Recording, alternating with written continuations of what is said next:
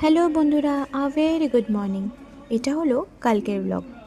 জানেন, কাল বিকালে আমার শ্বশুর বাবা আমার হাতে 1 কেজি চিকেন ধরিয়ে বলে, এই যে মহারানী, একটা কিছু অন্যরকম বানাও দেখি আজকে।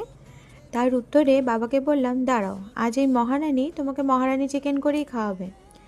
যাই হোক, তাই প্রথমেই চলে এসেছিলাম চিকেনগুলোকে নিয়ে রান্নাঘরে। ভালো করে ধুয়ে নিয়ে ম্যারিনেট করে নিয়েছিলাম 1 চামচ আদা রসুন বাটা, দই, কাসুরি মেথি আর কাশ্মীরি রেড চিলি পাউডার দিয়ে। আমি 1 ঘন্টার জন্য ম্যারিনেট হতে দিয়েছিলাম।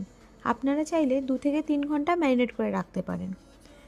1 ঘন্টা পরে একটা প্যানে তেল গরম করে ভেজে নিয়েছিলাম আগে থেকে কেটে রাখা দুটো বড় সাইজের পেঁয়াজ। পেঁয়াজটা হালকা ভাজা ভাজা হয়ে গেলে অ্যাড করে নিয়েছিলাম আদা রসুন লঙ্কা আর পেঁয়াজের একটা পেস্ট। এরপর 5 থেকে 6 মিনিট কষিয়ে নিয়ে অ্যাড করে দিয়েছিলাম ম্যারিনেটেড চিকেনগুলো। আর এই সময় অ্যাড করেছিলাম বাড়িতে বানানো একটা ভাজা মশলা, যেটা জিরে ধনে আর মৌরি দিয়ে বানিয়ে নিয়েছিলাম। চিকেনটাকে ঢেকে রেখেছিলাম 15 মিনিটের মতো। আর এই সময় বানিয়ে নিয়েছিলাম আরেকটা পেস্ট, যেটা আলমন্ড কাজু আর হাফ কাপ দুধ দিয়েছিলাম।